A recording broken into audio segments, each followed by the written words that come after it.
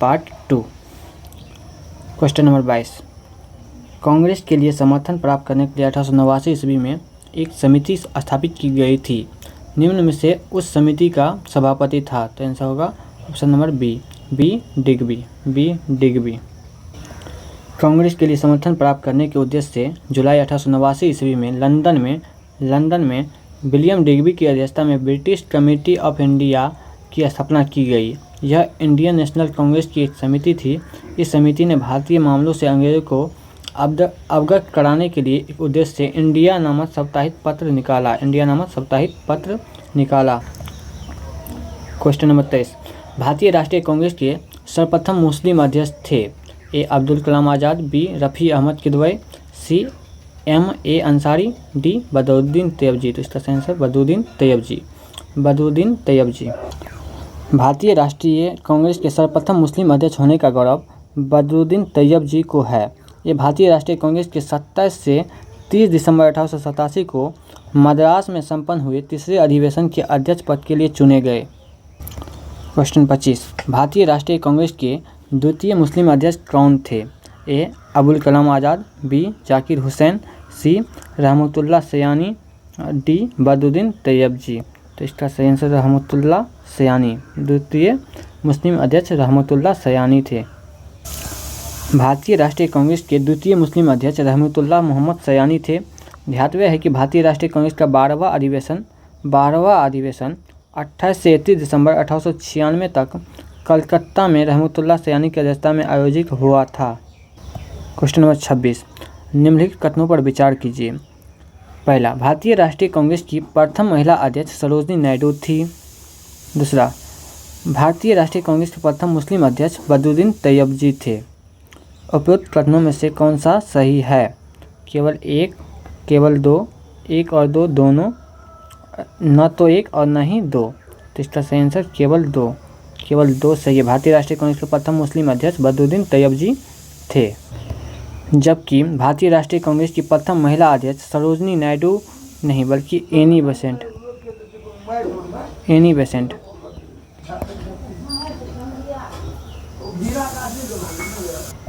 भारतीय राष्ट्रीय कांग्रेस की प्रथम महिला अध्यक्ष एनी बेसेंट थी। अगर भारतीय महिला अध्यक्ष पूछती भारतीय महिला अध्यक्ष तो सरोजिनी नायडू होता। वर्ष 1917 में भारतीय राष्ट्रीय कांग्रेस की पहली महिला अध्यक्ष एनी बेसेंट थी, जबकि वर्ष 1925 में कानपुर में हुए भारतीय राष्ट्रीय कांग्रेस के 40वें वार्षिक अधिवेशन में सरोजिनी नायडू कांग्रेस की प्रथम भारतीय महिला अध्यक्ष बनी। सरोजिनी नायडू भारत की प्रथम भारतीय महिला अध्यक्ष बनी कांग्रेस की। अतः कथन एक असत्य है। भारतीय राष्ट्रीय कांग्रेस के सर्वप्रथम मुस्लिम अध्यक्ष होने का गौरव बदरुद्दीन तैयबजी को है। ये भारतीय राष्ट्रीय कांग्रेस के 27 से 30 दिसंबर 1887 को मद्रास में संपन्न हुए तीसरे अधिवेशन के अध्यक्ष पद के लिए चुने गए। क्वेश्चन 27। भारतीय राष्ट्रीय कांग्रेस का प्रथम निर्वाचित यूरोपीय अध्यक्ष था। तो इसका सही आंसर होगा जॉर्ज यूले। भारतीय राष्ट्रीय कांग्रेस का प्रथम निर्वाचित अध्यक्ष जॉर्ज यूले था। इसने भारतीय राष्ट्रीय कांग्रेस के चतुर्थ अधिवेशन 1888 ईस्वी की अध्यक्षता की थी। 1888 ईस्वी की अध्यक्षता जॉर्ज यूले ने की थी, जो कि प्रथम यूरोपीय अध्यक्ष थे जो चुन कर आए हुए थे। अगला क्वेश्चन, निम्नलिखित में से कौन एक भारतीय राष्ट्रीय कांग्रेस से कभी संबद्ध नहीं थे? फिरोज शाह मेहता संबद्ध थे, हकीम अजमल थानवी से संबद्ध थे, खान अब्दुल गफ्फार भी संबद्ध थे, लेकिन सर सैयद अहमद खान ये हमेशा राष्ट्रीय कांग्रेस के विरोधी रहे। सर सैयद अहमद खान भारतीय राष्ट्रीय कांग्रेस से कभी नहीं जुड़े थे। सर सैयद अहमद भारतीय राष्ट्रीय कांग्रेस से कभी संबद्ध नहीं रहे। 1857 के विद्रोह के समय वह कंपनी की न्यायिक सेवा में थे। वह कंपनी के प्रति पूर्णतः राजभक्त थे। डब्ल्यू हंटर ने अपनी पुस्तक इंडियन मुसलमान में सरकार को यह सलाह दी थी कि वह मुसलमानों से समझौता कर उन्हें कुछ रियायतें देकर अपनी ओर मिलाए। इसी सुझाव पर कार्य करते हुए ब्रिटिश सरकार ने भारतीय राष्ट्रीय कांग्रेस के विरुद्ध सर सैयद अहमद को तैयार किया। कभी हिंदू मुस्लिम एकता के हिमायती रहे सर सैयद अहमद कांग्रेस के प्रबलतम शत्रु बन गए। अंग्रेजों के प्रति निष्ठा व्यक्त करने के लिए उन्होंने राजभक्त मुसलमान पत्रिका का प्रकाशन आरंभ किया तथा बनारस के राजा शिव प्रसाद के सहयोग से देशभक्त एसोसिएशन की स्थापना की। उन्होंने अपने विचारों का प्रचार तहजीब उल अखलाक पत्रिका द्वारा किया। 1875 ईस्वी में अलीगढ़ में उन्होंने एक मुस्लिम एंग्लो ओरिएंटल स्कूल की स्थापना की, जहां पाश्चात्य विषय तथा विज्ञान और मुस्लिम धर्मशास्त्र दोनों ही पढ़ाए जाते थे। निम्नलिखित में से भारतीय राष्ट्रीय कांग्रेस का अध्यक्ष कभी नहीं चुना जा सकता। लाला लाजपत राय चुना जा चुका है, मोतीलाल नेहरू भी बने हैं, एनी बेसेंट भी बने हैं, प्रथम महिला थे कांग्रेस के अध्यक्ष, लेकिन बाल गंगाधर तिलक कभी नहीं बने थे। तो इसका सही आंसर होगा बाल गंगाधर तिलक। लाला लाजपत राय, जिन्हें लोग पढ़ाए शेरे पंजाब कहते थे, वर्ष 1920 में कलकत्ता के विशेष अधिवेशन में भारतीय राष्ट्रीय कांग्रेस के अध्यक्ष बने। वे अनहैप्पी इंडिया के लेखक थे। Shrimati Annie Besant Anglo Ireland से थी, जो वर्ष 1907 से 1933 तक थियोसॉफिकल सोसाइटी की प्रधान रही। वर्ष 1916 में होम रूल लीग की गठन किया तथा वर्ष 1917 में भारतीय राष्ट्रीय कांग्रेस की पहली महिला अध्यक्ष बनी। मोतीलाल नेहरू वर्ष 1919 और 1928 में कांग्रेस के अध्यक्ष रहे तथा जनवरी 1923 में उन्होंने स्वराज पार्टी की स्थापना की। तिलक महाराष्ट्र के चितपावन ब्राह्मण थे। उन्होंने केसरी तथा मराठा का संपादन किया और स्वराज मेरा जन्मसिद्ध अधिकार है का प्रसिद्ध नारा दिया, किंतु वे कांग्रेस के अध्यक्ष कभी नहीं रहे। निम्नलिखित में से किसने कभी भी भारतीय राष्ट्रीय कांग्रेस के किसी भी अधिवेशन की अध्यक्षता नहीं की? तो अभी तो हम पढ़े बाल गंगाधर तिलक कभी भी कांग्रेस के अध्यक्ष नहीं रहे। अगला क्वेश्चन, लाल बाल और पाल तिलक का कौन व्यक्ति भारतीय राष्ट्रीय कांग्रेस का अध्यक्ष हुआ? तो भारतीय राष्ट्रीय कांग्रेस का लाला लाजपत राय, बाल गंगाधर और बिपिन चंद्र पाल में से कौन भारतीय राष्ट्रीय कांग्रेस का अध्यक्ष हुआ? तो इसमें से लाला लाजपत राय अध्यक्ष हुए, विशेष अधिवेशन का एक अध्यक्ष हुए थे लाला लाजपत राय। निम्न में से कौन भारतीय राष्ट्रीय कांग्रेस की अध्यक्ष रही? A Sucheta Kripalani, B Aruna Asaf Ali, C Annie Besant और डी विजयलक्ष्मी पंडित। तो अभी हम देखें कि एनी बेसेंट एक कांग्रेस की अध्यक्ष बनी थी 1917 में। निम्न में से किस अधिवेशन के लिए कांग्रेस ने पहली बार एक महिला को अध्यक्ष चुना? तो कलकत्ता अधिवेशन 1917, गया अधिवेशन 1922, इलाहाबाद अधिवेशन 1921, लखनऊ अधिवेशन 1916। तो कलकत्ता अधिवेशन 1917 में एनी बेसेंट को अध्यक्ष पद के लिए चुना गया। एनी बेसेंट को अध्यक्ष पद के लिए चुना गया, कलकत्ता अधिवेशन 1917।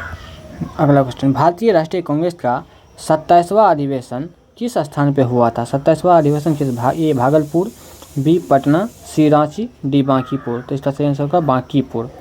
भारतीय राष्ट्रीय कांग्रेस का 27वां अधिवेशन बांकीपुर में हुआ था। भारतीय राष्ट्रीय कांग्रेस का 27वां अधिवेशन 1912 में बांकीपुर बिहार में संपन्न हुआ। इस अधिवेशन की अध्यक्षता आर एन मुधोलकर ने की। इसी अधिवेशन में एओ ह्यूम को कांग्रेस का पिता कहा गया, father of Congress AO Hume को कहा गया, बांकीपुर अधिवेशन बिहार में।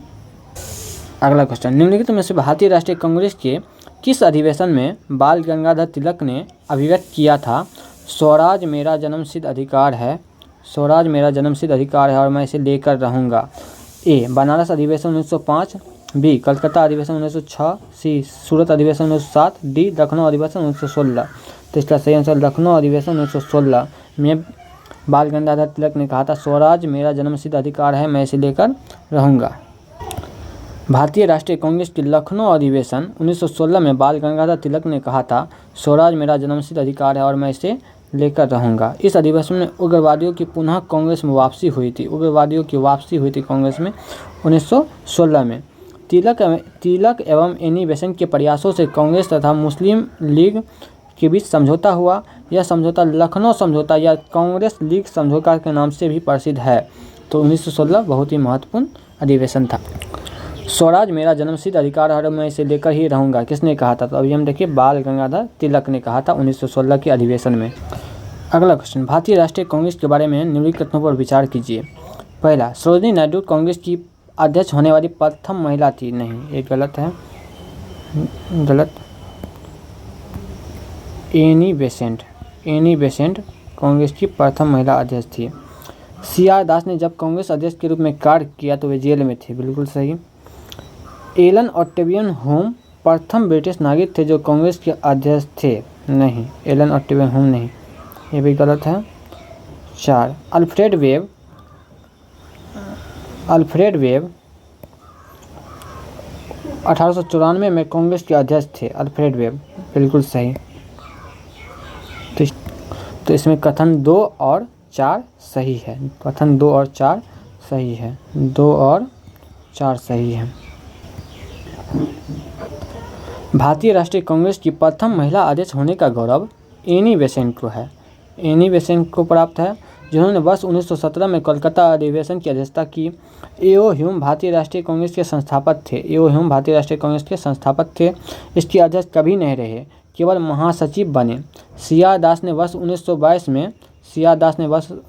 में गया अधिवेशन की अध्यक्षता की थी, जबकि वर्ष 1921 के अहमदाबाद अधिवेशन में CR दास को अध्यक्ष नामित किया गया था, परंतु इस दौरान उनके जेल में होने के कारण इस अधिवेशन की अध्यक्षता हकीम अजमल खान ने की थी और दास ने जेल से कांग्रेस के अध्यक्ष के रूप में कार्य किया था। अल्फ्रेड वेब मद्रास अधिवेशन 1894 में भारतीय राष्ट्रीय कांग्रेस के अध्यक्ष थे। Like and subscribe for next part.